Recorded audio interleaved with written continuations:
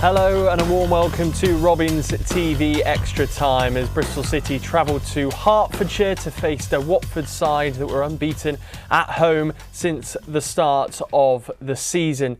Tall order for Bristol City, but by the end of the game we were scratching our heads as to how they haven't come away with at least a point in Hertfordshire. Here alongside me to look back at the action is Louis Carey. Louis, as I said, we were left scratching our head as to how Bristol City have come away with absolutely nothing against Watford, a game in which Watford offered very little actually. It kind of surprised us that they got to this point in the season and were doing so well at home. Yeah, I was really surprised at their lack of energy and their lack of quality, and really surprised that they were in the top 5 of the Championship at the moment, and I was really interested to see how and why. But on the evening, really disappointed. However, I think a lot of that disappointment was down to Bristol City's really good start to the game. I thought they had excellent energy against the ball, counter-pressed really well after losing the ball, and were also really composed, confident in building and getting ourselves from defensive part of the pitch to the attacking part of the pitch with ease, really. Absolutely. Well, let's look at the key stats from the game, and it will be it shows you really all you need to know in terms of possession, total shots, shots on target. Bristol City by far the more dominant side, more corners, duels won as well. But ultimately, it only takes one bit of quality, and that was the bit of quality that Bristol City were missing that actually separates the two teams. Yeah, because I think total shots on target, that was the key part. To have 19 sort of shots and I suppose is that 14 just off target or on target, whatever way around they do it, but to have an expected goals of just 0.5, isn't good enough really for the situations and the quality of areas they got in on the pitch, but also for the volume of possession they had, and like I said, with how they moved through the thirds with such ease. Really disappointing that Bristol City weren't more clinical in front of goal. But let's first of all focus on the back three. We spoke about Liam Manning's preference now for a back five, including those wing backs, which were occupied tonight by Cam Pring and Yu Hirakawa. But it's a back three we've been talking about: Zach Vyner, Rob Dickie and Luke McNally. And here's a bit of analysis as to where they're perhaps finding life quite comfortable at the back, I'd say, at the moment. I mean, I know we've not picked up a clean sheet tonight, but the three of them, both in terms of their stature, ability and kind of relationship at the moment, seem to be gelling really nicely. Yeah, I think they're building a really nice relationship. Any long ball was dealt with really well. Any sort of situation where they were left 1v1, used their bodies well, covered each other really well like Zach did there. So it always felt like Bristol City had the extra player at the back. So here, keeping them wide, defending the middle of the goal, wing backs recovering in, so all of a sudden there's numbers in the box, and that was one of the reasons why Watford couldn't create any clear-cut chances or anything of sort to make Bristol City feel stressed. And I think that's probably one of the reasons they'll be so disappointed. But their wing backs recovering, being part of the team, understanding they're part of the defensive unit. Again here, 1v1s, it was just really, really comfortable all evening. At times when Watford had the ball in front of them, in these areas, I thought that's where they were decent at times. But anything where the ball was kicked long or any counter attacks, Bristol City back three were really, really comfortable and they're building a really good relationship between each other. Rob Atkinson, of course, trying to force his way back into the side, picked up some minutes for the under-21s, but he's going to find life difficult to get back in with those three being very fit at the moment. And of course, over the last probably few years, you've seen the emergence of Zach Vyner as well. He's now probably the first player on the team sheet to some degree. He's come on leaps and bounds as a footballer. What do you make of him as a kind of complete footballer now and playing on the right side of that three? I think a manager wants to pick anybody who's consistent. Yeah. And he's really consistent with regards to staying fit, looks after himself, always looks in great shape. Physically, he can run. He can run all day, as in endurance, and with regards to his intense movements, he can do those. So he's very much the modern player. And then with the way the manager wants to play, he can pass and he can move the ball. The other part was now, could he build a relationship or connection with somebody to start creating clean sheets or stop shipping as many chances as they were. And it looks like in the last sort of 6, 7, 8 games, they've done that. Absolutely, a real positive for Bristol City. Right, let's turn our attention to midfield now. Anis Mehmeti had an interesting night. He's as frustrating at times as he is brilliant in front of goal. When we spoke at length, and you spoke, Louis, to Alex earlier on the Robins TV show, throughout the commentary as well, decision making at times is something we feel as though he needs to work on. Yeah, because part of the reason he will be in the team is because of his energy. He runs forward.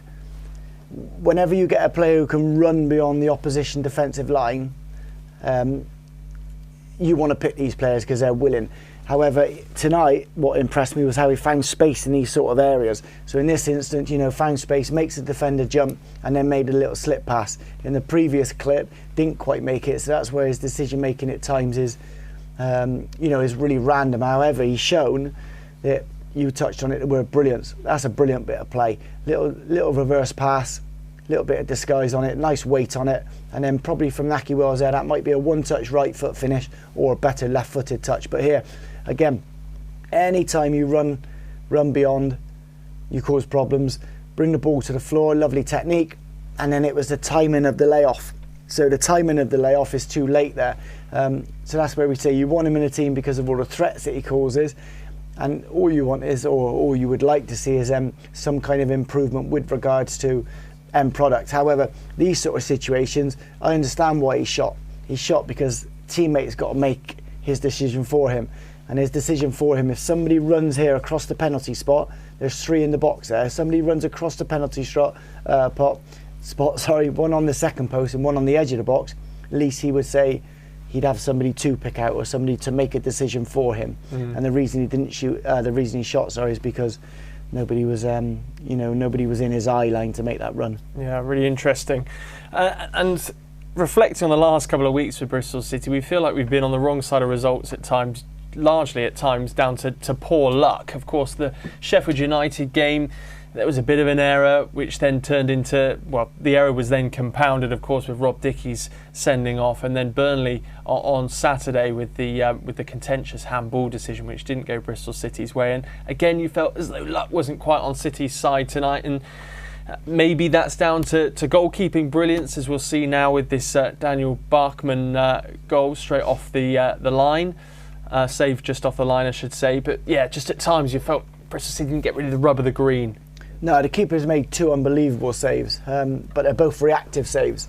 And for all the good situations they got themselves in, we would say they didn't create enough good chances. However, these sort of what we call half chances or, reactive chances, keeper's done incredibly well. And like you touched on, to win games, it can't just be down to quality and so on and hard work. Sometimes it is down to luck. And fortunate for Watford here, the luck was on their side and not so lucky for Bristol City, unfortunately. I'm sure there'll be a few Watford fans going home surely tonight thinking, how on earth have we picked up 3 points? Tale of Bristol City at times when we go away from home and are complimented by the home fans quite often for performance levels, which makes it all the more painful, I suggest. Let's look at the Watford goal, which was a fine finish, you have to say, against the run of play. A fine strike from the fullback, and I think we've got a clip of it just now. Yeah, we do.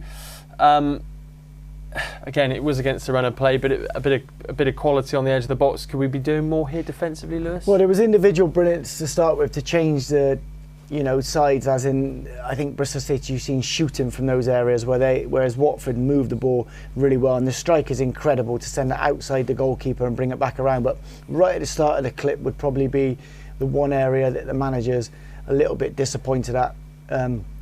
So the ball's dropped in the middle of the pitch. There's just been a little dangly foot to poke the ball away rather than, no, go on, somebody make a challenge.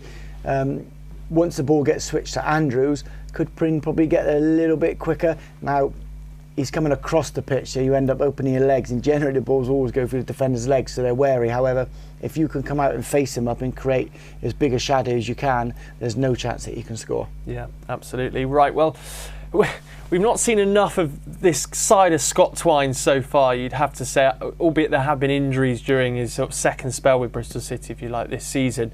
But we thought we were potentially walking away with a point when we saw this effort on goal dipping at the last second to clatter against the crossbar. It was a fine effort and sort of typical of Scott Twine. This is the build-up just before the effort on goal. But you know, he's a classy player, isn't he? Yeah. So if you notice in all of these clips, he was finding space really, really well, and he was looking to make something happen. So a minute ago with the through ball, here with a shot, whether the shot's on or not, he's trying to make something happen at the moment.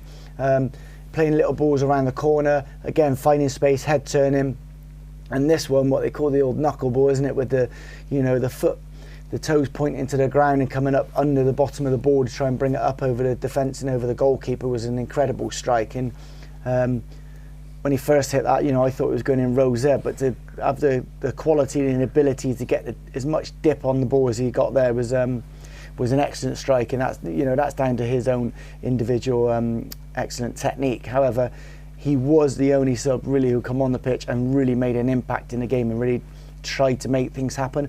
And I think that you know, Liam Manning, the manager, would be probably most disappointed in, one, the reaction after Watford scored, and two, that the subs haven't quite come on the pitch and impacted the game as much as he would have liked. Yeah, and it's interesting because I recall the Preston game, the subs came on, McGuane being one of them, in fact, and had such an impact. And surely that sort of demonstrates to the players that are on the bench that you can come on in a game, albeit with 10 minutes left, and you can really have a positive impact on the game. But it did feel as though they were sort of passengers at times, a couple of the players. Yeah, very much so. Your role when you are a sub is, of course, you want to be in the starting team, but your role is to be a teammate, and your role is to come on and impact the game, whether that's you know, with the ball or against the ball. And unfortunately, the boys that come on didn't quite do that today, apart from Twine. Yeah, not to be. In the end, of course, moving into Plymouth on Saturday, who came off the back of a pretty poor result against Norwich. It'll be interesting to see how that one goes and if Liam Manning's side can break them down quickly at Ashton Gate. Lewis, thank you very much for not only joining us on Robins TV, but also on Robins TV Extra Time. A pleasure to have you with us. Thank you. Thank you very much, Lewis.